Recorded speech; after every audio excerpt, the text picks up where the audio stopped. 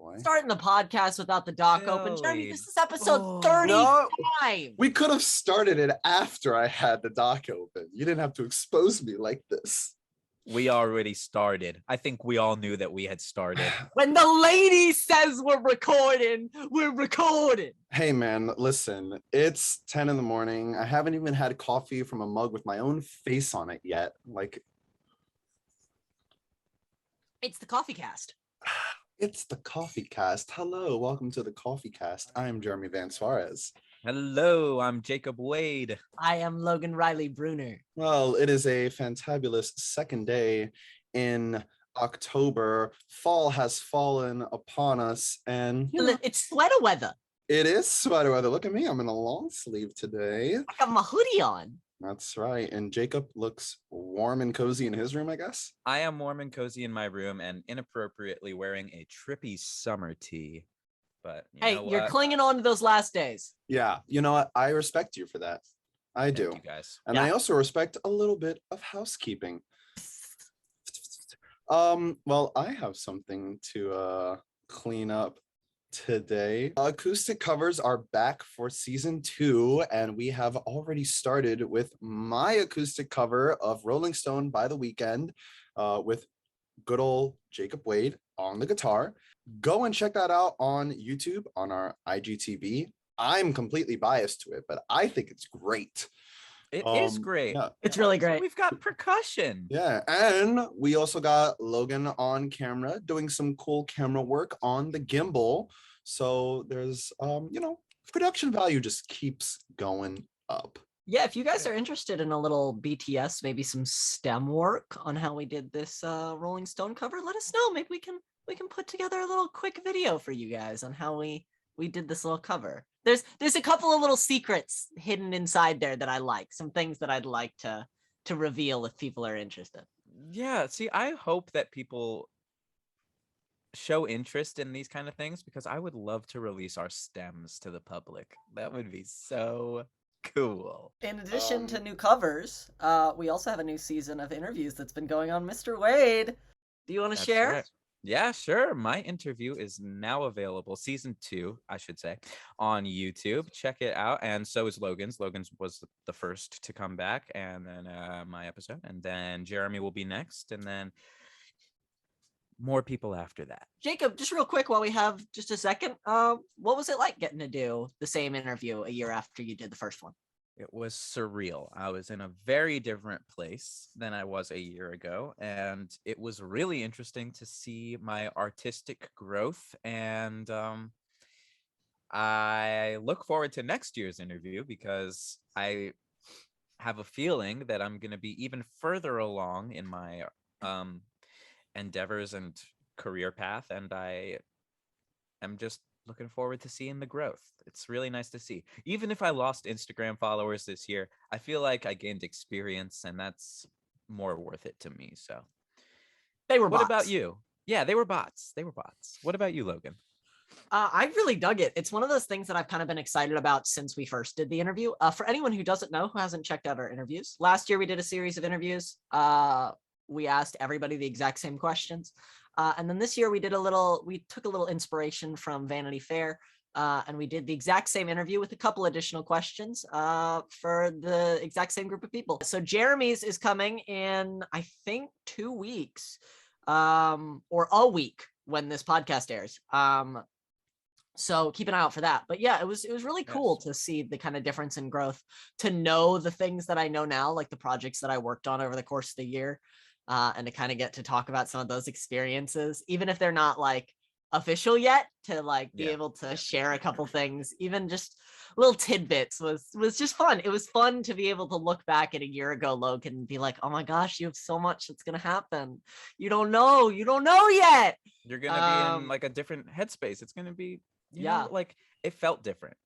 It was pandemic, and then this one felt like kind of moving out of, like we're moving back to normalcy. And I feel like next year is going to be our first like normal, no pandemic interview. So it's going to be interesting to watch that kind of 3-year development of like right in the middle of a global pandemic, right getting out of it, and then out. Yeah. Yeah. Nice. That's housekeeping for the week. Yeah. We've got more and exciting. I got just a little special shout out. When you're watching this on the day it drops, it could be October 5th. But on the day that we are recording this, it is October 2nd, and it is collective member Michael Jorge's birthday. Woo! Woo! So we just want to wish you happy birthday, even though it's belated, but it's on time for us. Time is a social construct. Who cares? We love you. That's all that matters. Michael Jorge, of course, one of our guests hosts for the time period that Jeremy was out of the scene. We're very excited to be celebrating his birthday. We're going out tonight to have some safe, responsible on the city fun. That's what my dad would love for it to be. Safe and responsible. Safe and responsible. Safe and responsible. We're gonna have our masks. We got our vax cards. We're good. Yeah. Mm-hmm. It's been safe to do all the everyday activities that we longed for during the pandemic. One of them being seeing live theater. What Ooh, a you transition. You better work, Jacob that Wade. segue.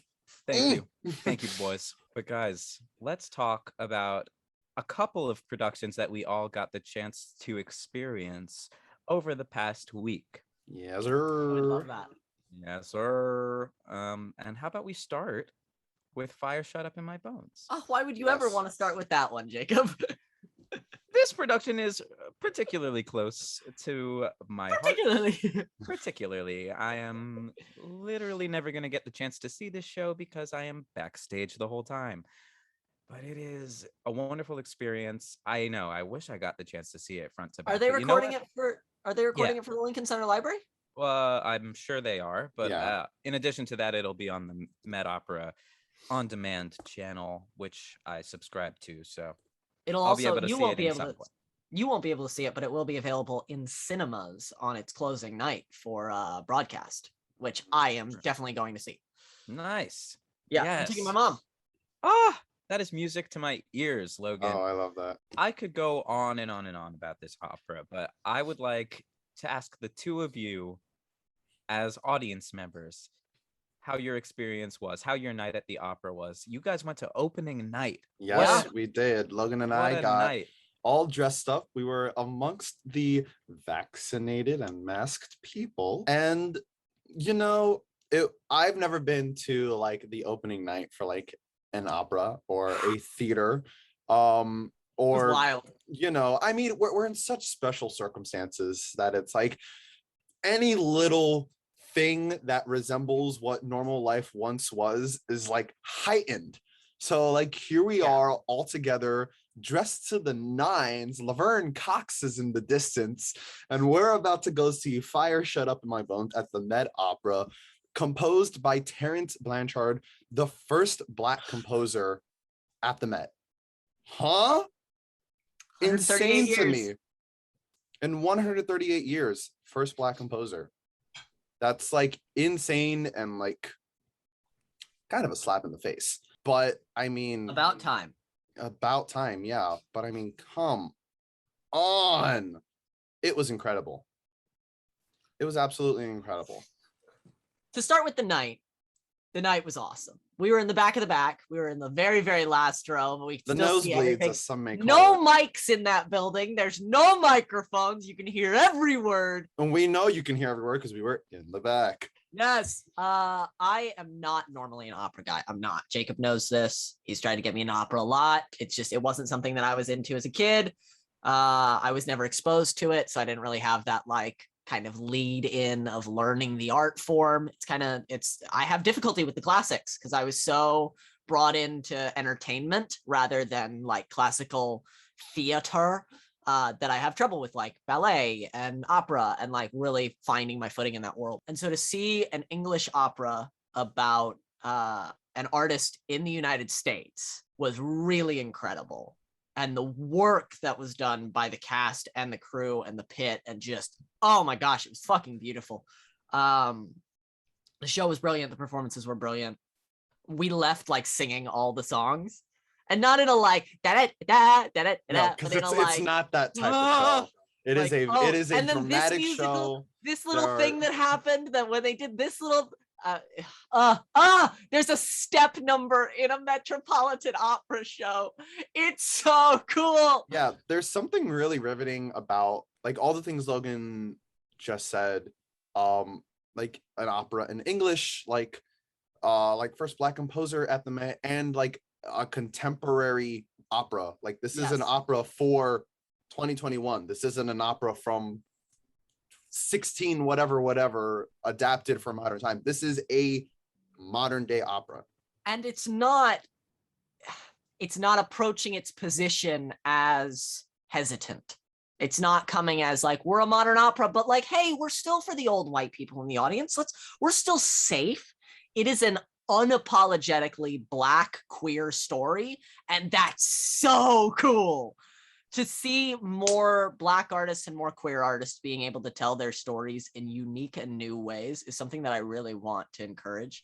If you have the chance to go see Fire Shut Up in My Bones, even if it's just on your mobile devices, on your screens, get the Met on demand, even just to watch this opera, you might find more stuff that you end up liking. But I mean, I know Jacob is a huge fan. He probably has tons of recommendations. But if you want to watch anything, I do. Fire Shut Up in My Bones. It's amazing. And it's definitely worth seeing. Even if you don't like opera, you will find something in there that you're like, that. I like that. Yeah. I was just gonna say on Fridays there are Fridays under 40, which at the Metropolitan Opera, which means that tickets are under $40 on Fridays. Perfect for a Friday night. Go see some theater. Exactly. If there is a Friday night that you are free doing nothing, go out to the opera and see Fire Shut Up in My Bones. Yeah. Get dressed up, make an event out of it. Yeah. Jacob, do you know if there's any plans to like drop Fire Shut Up in My Bones as just like an audio thing on like Apple Music? I'm trying to like listen to it again. I know exactly how you feel, and I believe that it will be available to stream post in a while. Okay. Yes, post-production. Good. I'll forget about it enough so that when I listen to it, it'll feel new again. Nice. And amazing. Just before we move to the other show, because I feel like we're kind of doing the transition hop, I would love to shout out, because I realized that we hadn't said anything, Camille A. Brown, who co-directed and choreographed the show. She did absolutely incredible, from modern to ballet to step to, she is so multi-talented and just such a gift to the American stage that we need to see more of her work. Also shout out to a friend of the show, Christina Franklin, who directed the story for Zoom for Change way back 6 or 7 months ago, who is assistant directing on this production of Fire Shut Up in My Bones. Wanted to give both of them shout outs. Support Black women. Also, quick shout out to the set of Fire Shut Up in My Bones. Way to think outside the box. Wink. Ha ha ha. If you've seen the show, then that's a joke. Anyway, that was not the only show that we saw this week. It wasn't even the only Black piece of theater that we saw this week, which has been very refreshing, especially after this forced break from theater where the community kind of had a reckoning over whose story is being told. Yeah, it was very nice to be welcomed back with open arms by non-white productions on big stages. Yeah. The other show that we saw was Chicken and Biscuits at the Circle in the Square Theater. Like, on the opposite end of the dramatic spectrum, we have a complete like ruckus of a comedy. Yeah. Yeah, well, I was the first one to see Chicken and Biscuits on the last podcast. I shouted it out. I didn't want to talk too much about it because I was like, ooh, like, I hope Logan and Jacob get to see it. And surprise, surprise, they got to see it. Yeah, tell me about that. Tell me about that night. I think it was a great night of a comedic play on Broadway. Some amazing performances across the board. It is like such a strong ensemble cast. I'd like to shout out Norm Lewis. I'd like to shout out Michael Urie, who kept me laughing the whole night. Natasha Yvette Williams, Cleo King, Vera Rogers, Ebony Marshall Oliver, Aner Mazel, Alana Raquel Bowers. Everyone in this production is so talented. Was that everyone in the cast? That's everyone. Okay, good, because they all deserve a shout out. It was like, and it is not like just one person's story, and that's what I love about it. Truly. Yeah, 100%. I think that the teenager and the +1 boyfriend, the white token character, token white guy. I think our token white guy and the teenager, I think her name was Latrice in the show. Latrice, Latrice, yes. Latrice, yeah. My favorite characters. So funny, so committed, so natural, you know, and like, but like, of course, in a heightened way because you're seeing Broadway. Yeah. I think it was such a unique experience, and I feel like it is a unique experience each performance depending on the audience, because they have jokes in there for the Black audience, they have jokes in there for the white audience, you know, like depending on the ratio of the night, the jokes are going to go over differently. And I thought that was a cool aspect to like keep in mind, because I felt like our audience was actually mostly white. Yeah. Yeah. I feel like Circle in the Square in general is like a white space. But yeah, and of course Norm Lewis is a legend. And that sermon he gives when I went, I feel like it was mostly it was a predominantly Black audience, and if that's not how it actually was, then I think most of our Black audience was like in like some of the best seats, like right down the center, so they were the ones making eye contact with the actors. So when moments like even pre-show with the music playing on the radio, there were people getting up their seats, like feeling the spirit, like when Norm Lewis like gives his sermon, like I was in the crowd just being like, amen. Like we were. There were people on their feet trying to like receive like the spirit, and it's like, guys, this is theater. And then you're like, oh, this is theater. You're really immersed into the space each scene. I felt like I was part of the show.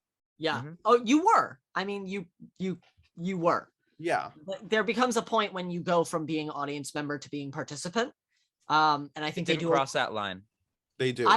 It's very hard. It does. I think it does in a really good way, in not a way that's forced participation, but in a way that's like, you are in the world. Yeah. You exist here and you're a part of this as much as you would like to be. What I meant was it's not like one of those like heavy audience participation shows. It's more not of like you're immersed. Get on your feet. No. But it's like the setting is a funeral, and it's like it'd be weird if it was just these 7 people at the funeral. So they're like, we have all gathered here today, and you are in the audience being respectful. Be like, yes, we have all gathered here today. We're here.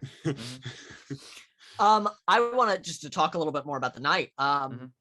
We were very lucky, and we are very thankful to collective member Will Callahan, who got Jacob and I tickets to see the show. Thanks, Will. I actually saw it with Will the first time, so good on you, Will. We really appreciate that.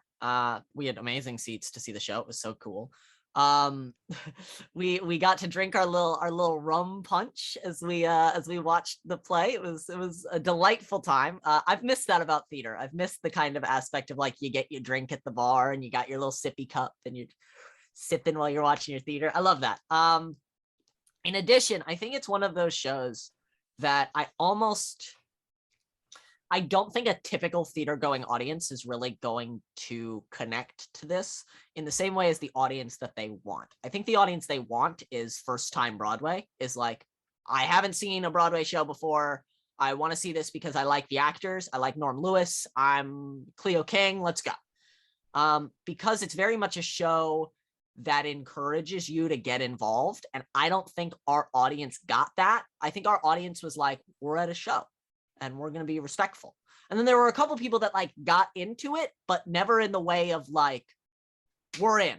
The whole audience is like loud and ruckus. And like, I kind of wanted to see that show on a night that people were like, amen, pastor, amen. I wanted that energy. And like, it kept like bubbling to the surface. It was like, amen. And I was like, yeah, push the wall. It's okay. More push. Show is so funny though. The show is great. I think as much as chicken and biscuits. So sorry. Yeah, we wandered around for like 25 minutes after the show looking for chicken and biscuits. But like, can I eat from your styrofoam plate? The thing I do want to say, just the adults are going to get a ton of praise. Norm Lewis, Cleo King, they're legends. I think the young people of the show, the people making their Broadway debuts, so many Broadway debuts in the show, really knocked it out of the park. It's easy, I think, when doing a show like that to rely on kind of the older energy to like keep the audience invested and to then be the young, funny people. But they did a really good job of like being young and funny while also being really serious. Again, more Black queer stories on stage. It's amazing what happens when you let people who aren't white straight men tell their stories. You get really interesting, really creative shows that really do cool, interesting things. And also, I do want to shout out Circle in the Square, because as much as they have been kind of a white space in the past, I think their last two shows have been this, and then right before was Once on This Island, which is traditionally a white show, but they very much made it what it was intended to be, which is a half white, half Black cast. So I'm very happy about the movement that they have really headed toward, like, we have been a white space, let's make this not a white space. So shout out to Circle in the Square Theater. Great point. Yes. Shout out Circle in the Square. Shout out Circle in the Square. If you can, go see Chicken and Biscuits. New Broadway They're still comedy. in previews. You got tons of time. Douglas Lyons and directed by Xylon Livingston. Go support these people. This is the art I want to keep on seeing. More. It's kind of like, it's a similar feeling when I came out to Fire Shut Up in My Bones, that I was like, I have never ever seen anything like this. And I think for that reason, like, Fire Shut Up in My Bones is my favorite opera, because it was just such a unique and like also sadly like singular experience. Yeah. That I think more people just need to be exposed to. Yeah. Go see it. Seriously. Gosh, I'm so grateful that we all got to experience some of the same like theater together, even if we weren't together like this past week. It feels good to be going back to shows. It does.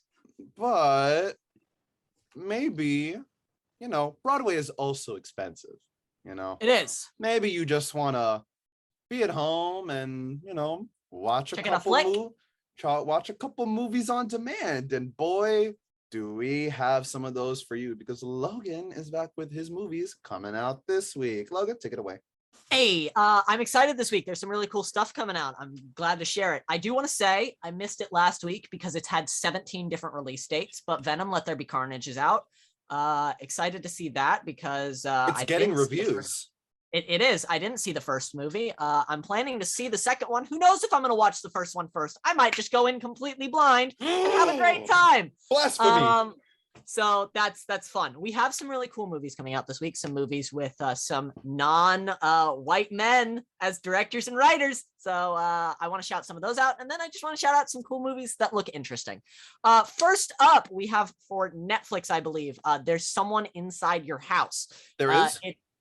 It's like horror, kind of little Scream-esque.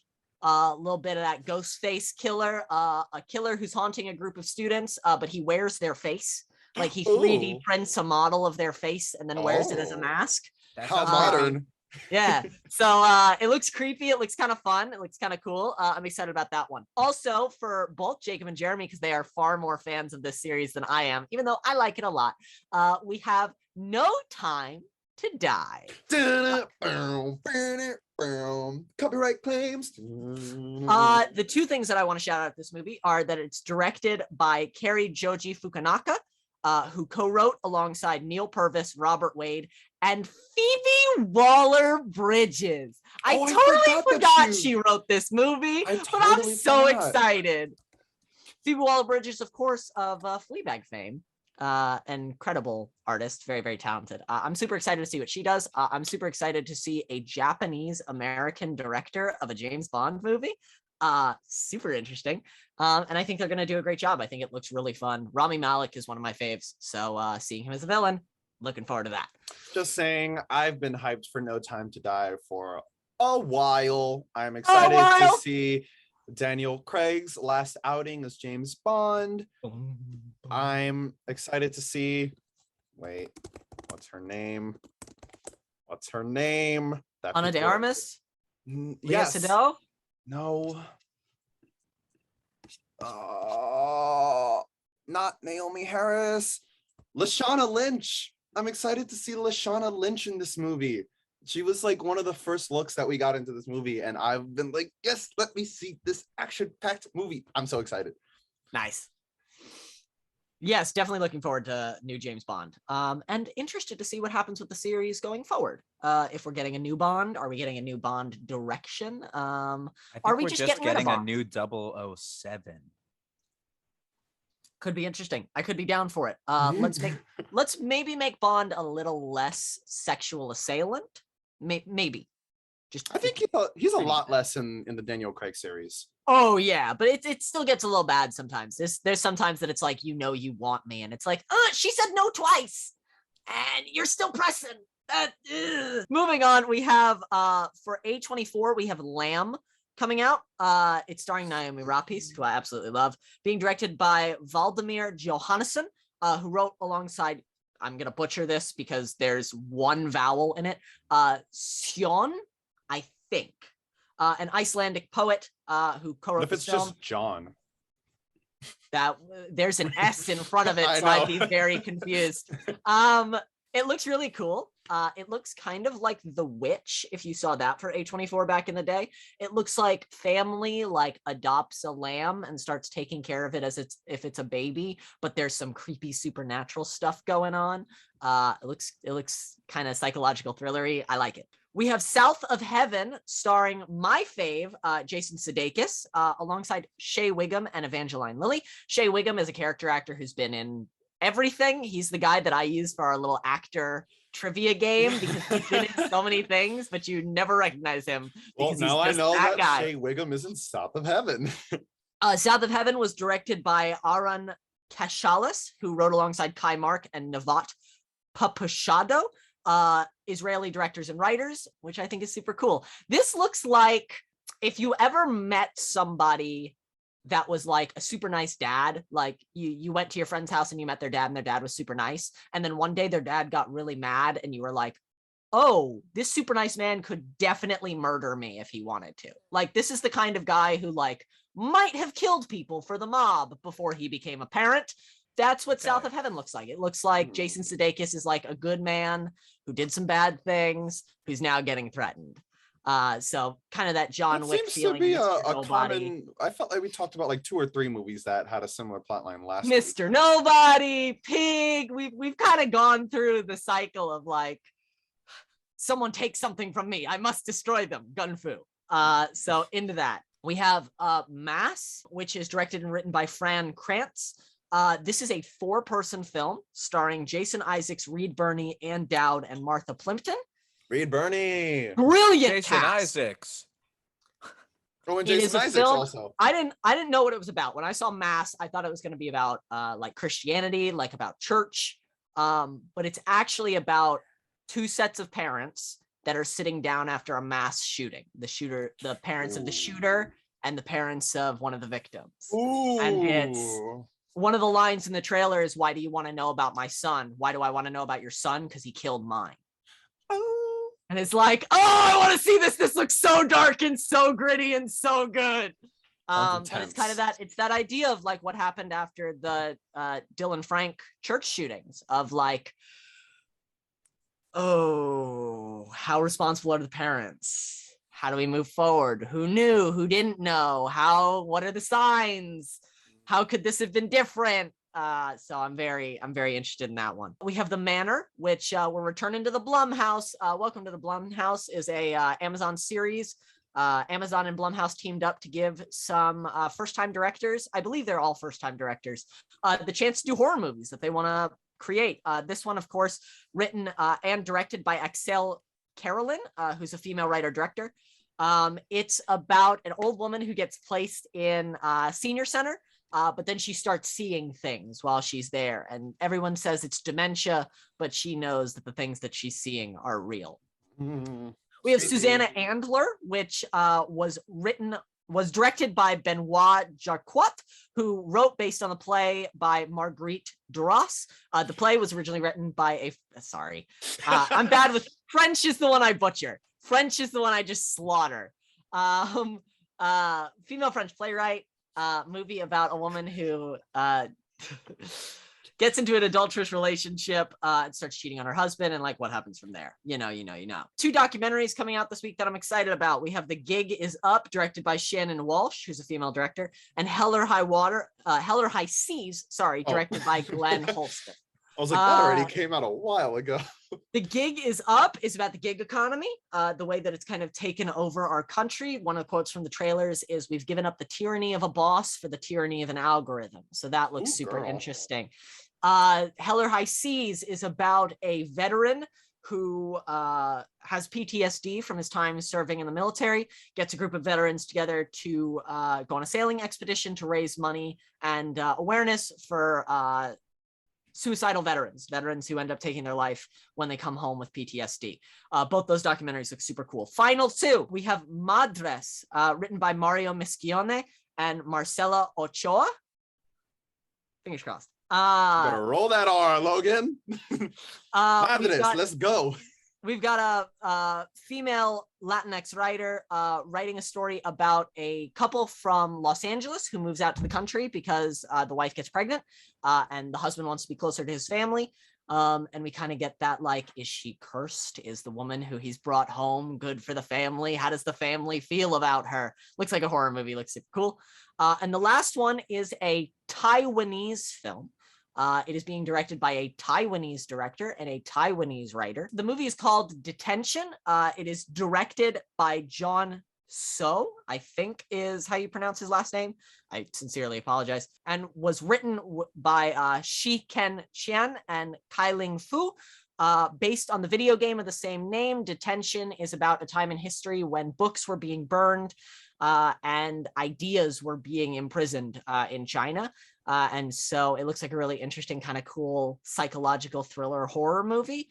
So check that out. If you want to find out anything about the video game before you go into the movie, YouTuber Jacksepticeye did an entire playthrough of it. So Classic. If you want to see somebody who's kind of like well-known to the gaming community play through that game before you see the movie, check out Jacksepticeye. Those are the movies that I wanted to shout out coming out this week. There's some more. They're in the description below. But yeah, there's some really cool cinema coming out. I hope you get the chance to see it. All right, y'all. I'm on an empty stomach. What have you been consuming? You need some consumption. I need some consumption. I mean, I'm not completely empty. I've been watching some stuff, but I just want to hear from y'all first. Yeah, I mean, I haven't been watching much. I've been continuing Star Wars Visions. I'm up to episode 9, so almost done. I watched Spider-Man Homecoming. Oh, good pick. Yeah. Classic. Fun one. Yeah. That's pretty much it for me. It's been a busy week for you, Jacob. Yeah. It has been. Opening week at the Met. It's a busy week. It's a busy week. I'll go next. Of course, Fire Shut Up in My Bones and Chicken and Biscuits, which we've talked ad nauseum about. But I'm going to probably shout those out for the next couple weeks. In addition, just to talk about the stuff that's new, because a lot of the stuff is the same.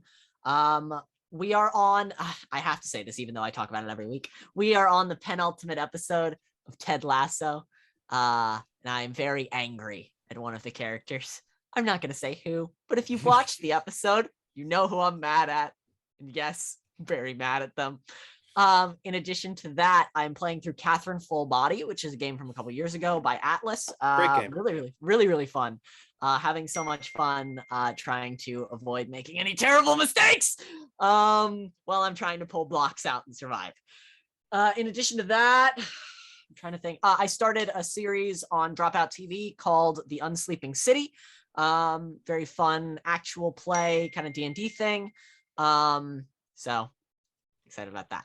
I'm sorry if there are pings. My computer is buzzing like crazy. I'll turn on. Put it on Do Not Disturb. Do Not Disturb, yeah. I'm not used to my new laptop being so loud. My old one was so quiet. I tried out Resident Evil Biohazard, which was fun. Yeah, That's also known as Resident Evil 7. Yes, that is what I've kind of consumed this week. The opera and the play took up a lot of my time. So yeah. Nice. Well, I'll shout out Chicken and Biscuits again because it's Lovely. that good and you should go and see it. I'll shout out Fire Shut in My Bones again because you should see it. I finished reading Dune Messiah by Frank Herbert, the second book in the Dune series. I'm so excited for this movie. The director has already said that if the first that he would love for Dune Messiah to be the third movie in like a Dune movie trilogy. And I think that would be perfect because the second book challenges a lot of what the first book does, Nice. which I think is really cool for an author to do. Challenge themselves, challenge their own legacy kind of, and in turn like challenge the legacy of the book. Nice. So if you are a big book fan, if you like sci-fi, if you're excited for Dune, read the Dune books. They're beautifully written and just incredible storytelling overall. I've been really jamming out to the new Little Simz album. Sometimes I might be Introvert. Little Simz is a North London rapper. A lot of her beats are like Afrofuturism, and like there's a lot of orchestration and some like jazz influence and some like classic like Jay-Z style sampling. Like it's great. She got bars. She's awesome. Go check her out. I'm still playing through Death Stranding Director's Cut. I am still playing through Deathloop. And last night I started watching Squid Game. I heard that's very good. Getting a lot of hype on social media, and I haven't like watched a narrative. I haven't watched a new narrative show in a while. Like Star Wars Visions is kind of like anthology, like every episode is its own thing. And there was a lot of hype over at least the first episode of Squid Game. Oh yeah. If you're on TikTok or Twitter, then you probably know almost everything about the first episode.